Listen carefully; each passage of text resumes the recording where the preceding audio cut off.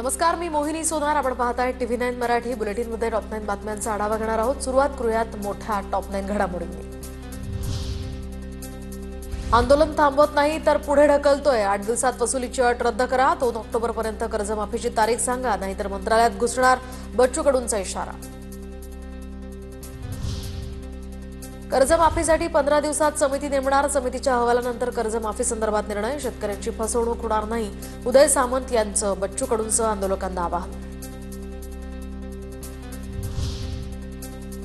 पुण्यातल्या अजित पवारांच्या कार्यक्रमात प्रहार कार्यकर्त्यांचा गोंधळ. शेतकरी कर्जमाफीवरून अजित पवारांना विचारला जाब. बच्चू कडूंना काही झाल्यास सरकारला सोडणार नाही. प्रहार आंदोलकांचा इशारा.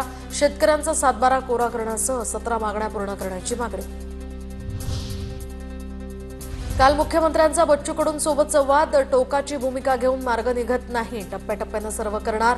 प्रहार कार्यकर्त्यांच्या आंदोलनानंतर अजित पवारांची प्रतिक्रिया. पुण्यात प्रहारच्या आंदोलनानंतर पोलिसांची मीडियावर अरेरावी, तर पोलीस कर्मचारी कॅमेरामनवरच धावून गेले. पोलिसांच्या मगरुरीचा निषेध. पुन्हा असा प्रकार घडल्यास आंदोलन करणार. बच्चू कडूंचा इशारा. गोवंडीच्या शिवाजीनगर भागात डंपर चालकानं चौघांना चिरडलं. भीषण अपघातानंतर जमावाचा ठिय्या. घाटकोपर मानखुर्द लिंक रोडच्या दिशेनं मोठी वाहतूक कोंडी. पोलिसांकडनं गर्दी पांगवण्यासाठी लाठीचार्ज, तर काही नागरिकांना ताब्यातही घेतलं.